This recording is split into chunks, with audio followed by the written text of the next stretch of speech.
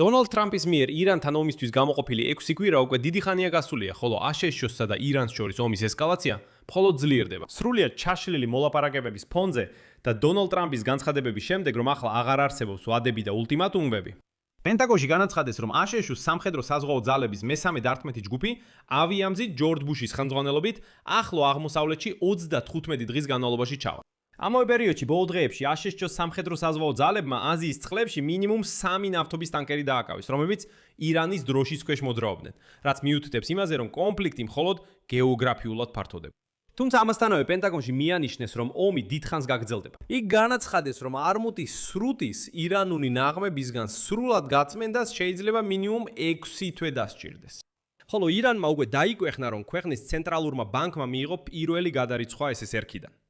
არმუტის სრუტეში გავლაზე გადასახადის ამოღების სისტემებისგან. ამ დროს კი აშშ-ში უცნაური ამბები ხდება. დონალდ ტრამპის გარემოცვიდან მილიარდერი აშშ-ის საზღვაო ძალების მინისტრის პოსტიდან მიზეზის განმარტების გარეშე გადააკნეს. ზუსტად იმ დროს, როცა აშშ-ის სწორედ ამ სამხედრო საზღვაო ძალების ოპერაცია ახლო აღმოსავლეთში მიმდინარეობდა. ჩემი სახელია ალექსეი პეჩი, მოდით ერთად განვიხილოთ ეს თემა. მაგრამ სანამ დავიწყებთ, გთხოვთ გამოიწერეთ არხი, დაალაიქეთ და დაწევეთ ნებისმიერი თქვენი კომენტარი. და გამოიწერეთ ჩემი Telegram არხი, Pechi News-ი. მული აღწერაშია ამ ვიდეოს ქვეშ. მაშასზე უკვე აშკარაა, რომ აშშ-ს დიდი ხნით ჩარჩა ომში ირანთან, მაგრამ კითხვა ასეთია: რამდენ ხანს? არმუტის სრუტის ირანული ნაღმებისგან სრულად გაწმენდას შეიძლება არანაკლებ 6 თვე დასჭირდეს. ამის შესახებ პენტაგონის წარმომადგენლებმა განაცხადეს დახურულ ბრიფინგზე აშშ-ის კონგრესის წარმომადგენელთა პალატის შეიარაღებული ძალების კომიტეტის წევრებისთვის. ეს ნიშნავს, რომ სოფლიო ნავთობისა და ბენზინის ფასები შეიძლება რეკორდულად მაღალი დარჩეს დიდი ხნის განმავლობაში. მაშინაც კი თუ სამშვიდობო შეთანხმება გაფორმდება, რომელიც ჯერ კიდევ ჰორიზონტზეც არ ჩანს. რესპუბლიკელები სხვათა შორის უკვე საუბრობენ იმაზე, რომ ეკონომიკური პრობლემების გარდა ისინი შეშფოთებულნი არიან შესაძლო პოლიტიკურ შედეგებზე, რადგან ნოემბერში შუალედური არჩევნები ახლოვდება. ამასობაში აშშ-ში აგრძელებს ჰორმუზის სრუტის ბლოკადას ირანული გემებისთვის. მაგრამ დღეს აშკარა გახდა, რომ ირანული ტანკერების დევნა რეგიონს გაცდა და ბევრად უფრო შორს წავიდა. არსებული ინფორმაციით აშშ-ს სამხედრო საზღვაო ძალებმა ბოლო დღეებში აზიის წყლებში მინიმუმ 3 ნავთობის ტანკერი შეაჩერეს, რომლებიც ირანის დროშით მოძრაობდნენ. საუბარია გემებზე: Deep Sea, Seven და Dorena. პირველი ორი ნაწილობრივ იყო დატვირთული ნავთობით, ხოლო მესამე სრულად. საერთო ჯამში ისინი დაახლოებით 4 მილიონ ბარელ ირანულ ნავთობს გადაჰქონდათ. ასევე ამერიკოს სამხედროებს შეეძლო დაიკავინათ ტანკერი Deria. საზღვაო მოძრაობის მონიტორინგის სერვისის Marine Traffic-ის მონაცემებით, გემი Deep Sea ბოლოს მალაიზიის სანაპიროსთან 1 კვირის წინ დააფიქსირეს. Seven-ი იქვე 1 თვის წინ, Dorena სამხრეთ ინდოეთის სანაპიროსთან 3 დღის წინ, ხოლო Deria ინდოეთის დასავლეთ სანაპიროსთან გასულ კვირას. მანამდე პენტაგონმა გაავრცელა ინფორმაცია ინდო-წყნარი ოკეანის რეგიონში ირანული ტანკერის TPAM-ის დაკავების შესახებ. ასევე 19 აგვისტოს აპრილში აშშ-ის პრეზიდენტმა დონალდ ტრამპმა განაცხადა, რომ ამერიკელმა სამხედროებმა ომანის ყურეში ირანული საკონტეინერო გემი თუსკოს თავს დაესხნენ და მასზე კონტროლი დაამყარეს. ეს საინტერესო ეპიზოდია, ამაზე ვსაუბრობდი, რადგან აღმოჩნდა, რომ ეს საკონტეინერო გემი ჩინეთის პორტიდან გამოვიდა, სადაც იტვირთება ქიმიური ნივთიერებები, რომლებიც საჭიროა ირანული რაკეტებისთვის მხარი საწვავის დასამზადებლად. საზღვაო ბლოკადის ფონზე ირანის გემების დაკავება ხდება. აშშ-მ ეს 13 აპრილს გამოაცხადა. აშშ-მ დაიწყო ირანის საზღვაო ბლოკადა, მას შემდეგ რაც თეირანმა დაბლოკა ხომალდების მოძრაობა ჰორმუზის სრუტეში, რომლის გავლითაც მსოფლიო ბაზარზე მიეწოდება დაახლოებით 20% ნავთობი და დაახლოებით 30% თხევადი ბუნებრივი გაზი. ირანმა თავის მხრივ დაბლოკა საზღვაო მარშრუტი აშშ-სა და ისრაელის მხრიდან განხორციელებული დაბომბვების პასუხად.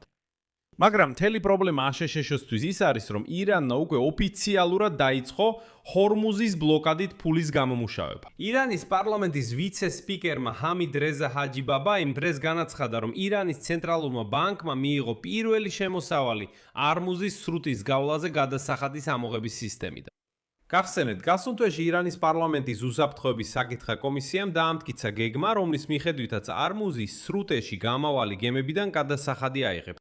მაშინ აშშ-ში ამას ძლიერად გააპროტესტეს და აშშ-ის სახელმწიფო მდივანმა მარკო რუბიომ მაშინ განაცხადა, ციტატა: ეს არა მხოლოდ უკანონოა, არამედ მიუღებელი და საშიშია მთელი მსოფლიოსთვის და მნიშვნელოვანია, რომ მსოფლიოს ჰქონდეს გეგმა, როგორ შეაჩეროს ეს.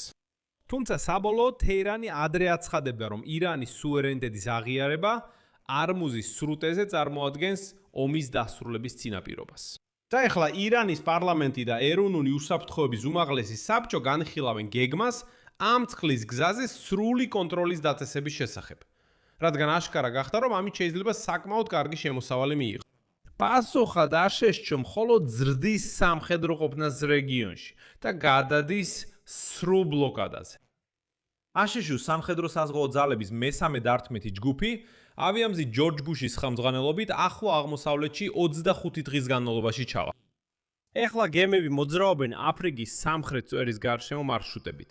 იქ უკვე ძალიან ცოტა დრო დარჩა. და აი ამერიკის სამხედრო საზღვაო ძალების სარდლობამ გამოაცხადა ავიამზით ჯორჯ ბუშის გაგზავნის შესახებ. ახლო აღმოსავლეთში აშშ-სა და ისრაელის მიერ ირანის წინააღმდეგ სამხედრო ოპერაციის დაწყებიდან ერთ კვირაზე ნაკლებ დროში, ხოლო 31 მარტს გემი ვირჯინიის შტატში ნორფოლკის ბაზიდან გავიდა. ამ ეტაპზე აღნიშნავ, რეგიონში უკვე იმყოფებიან ავიამზიდები აბრაამ ლინკოლნი და ჯერალდ ფორდი. თუმცა წინა დღეს აშშ-ის პრეზიდენტმა დონალდ ტრამპმა განაცხადა, რომ პაკისტანის თხოვნის შემდეგ ირანთან ცეცხლის შეწყვეტის რეჟიმის გაგრძელება დაავალა. თეირანს ეძლევა დრო, რათა მოამზადოს კონსოლიდირებული წინადადება გარიგებაზე. ამასთან მან ახალი ზავის ზუსტი ვადები არ დაასახელა. აი, აქსიოსის წყაროები ამტკიცებდნენ, რომ ტრამპი მზად იყო ირანს კიდევ 35 დღე მიეცა, რათა ისინი დაფიქრებულიყვნენ. მაგრამ თავად ტრამპმა ამ ინფორმაციას ფეიკი უწოდა და დაარწმუნა, რომ ცეცხლის შეწყვეტის ან ირანთან ახალი მოლაპარაკებების თარირის შეთანხმების ვადებთან დაკავშირებით არანაირი ზეწოლა არ არსებობს. ამბობს, ჩვენ არ ვახდენთ ზეწოლას, გთხოვთ რამდენიც გჭირდებათ. იფიქრეთ, ნუ იჩქარებთ. ყველაფერი დედლაინები და ულტიმატუმები დასრულდა. ამასთან ტრამპი ხაზგასმით აღნიშნავდა, რომ აშშ-ს არ აქვს განზრახვა მოხსნას რესპუბლიკის პორტების საზღვაო ბლოკადა. ტრამპის ციტატა. ბლოკადა მათ უფრო მეტად აშინებს, ვიდრე დაბომბვები. მათ წლების განმავლობაში ბომბავდნენ, მაგრამ ბლოკადას ძულთ.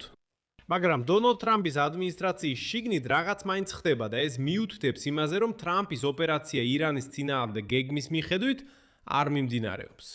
ყველა ხმაურიანი გარემოების და საჯარო განცხადებების მიუხედავად. პირველ რიგში აღნიშნავ, რომ ტრამპი თავიდან ამბობდა 46 კვირა და ტონიც ამბობდა გრაფიკს უსწრებთო. უკვე მე-7 კვირა დაიწყო, ომი გრძელდება. მაგრამ აქ არის საინტერესო ირიბინიშტები იმისა, რომ რაღაც არ მიდის გეგმის მიხედვით. საქმე იმაშია, რომ დღეს გახდა ცნობილი, რომ ამერიკის სამხედრო საზღვაო ძალების მინისტრი ჯონ თელონი რატომღაც გაათავისუფლეს მიზეზის მითითების გარეშე. და აქ მნიშვნელოვანია აღინიშნოს, რომ ვაშინგტონი ეკრნობა სამხედრო ფლოტს ირანის საზღვაო ბლოკადის განხორციელებაში. რაც როგორც პრეზიდენტი ტრამპი იმედოვნებს, ეკონომიკურად დაასუსტებს ისლამურ რესპუბლიკას და აიძულებს მას წავიდეს მშვიდობის შეთანხმებაზე მის პირობებს. და ამ დროს აცილებენ იმ სამხედრო საზღვაო ძალების მინისტრს, რომლებიც სწორედ ეხლა ახორციელებენ ბლოკადას. ეხლა კი ყველაზე საინტერესო. თელონი მილიარდერია, რომელსაც დანიშნამდე არანაირი სამხედრო გამოცდილება არ ჰქონდა, მაგრამ დონალდთან დაახლოებულად ითვლება. და როცა თანამდებობიდან საკუთარ მეგობრებს აცილებენ, ეს სისტემაში არსებული პრობლემების აშკარა ნიშანია. თუმცა მთლიანობაში ბოლო თვეების განმავლობაში პენტაგონის ხელმძღვანელმა პიტ ჰექსეტმა გადადგომა მოახდევინა გაერთიანებული შტაბების უფროსთა კომიტეტის თავმჯდომარეს, სამხედრო საზღვაო ოპერაციების ხელმძღვანელს და სამხედრო საჰაერო ძალების შტაბის უფროსის მოადგილეს. აი 2 აპრილს ჰექსეტმა თანამდებობიდან გაათავისუფლა არმიის შტაბის უფროსი რენდი ჯორჯიც, მიზეზის მითითების გარეშე. თლიანობაში პენტაგონში წმენდა მიმდინარეობს. იგივე სისწრაფით გრძელდება, როგორც აშშ-ის სამხედრო ოპერაცია ახლო აღმოსავლეთში. აქ წერტილებს დავაყენებ. თქვენი აზრი და დასკვნები დაწერეთ კომენტარებში ამ გამოშვების ქვემოთ. გამოიწერეთ არხი, დააწყაპუნეთ ძარზე და არ დაგავიწყდეთ ლაიკის დაჭერა. თუ გსურთ ამ YouTube არხის მუშაობის მხარდაჭერა, ამის გაკეთება შეგიძლიათ ფინანსურად ნებისმიერი დონატის საშუალებით, ბულებით და რეკვიზიტებით, რომლებიც მითებულია ამ ვიდეოს აღწერაში ან თქვენს ეკრანებზე მოცემული QR კოდის საშუალებით. მადლობელი ვიქნებით თქვენი ნებისმიერი მხარდაჭერისთვის. ამით ყველაფერი დასრულდა. იზრუნეთ საკუთარ თავზე. ყველას მშვიდობით.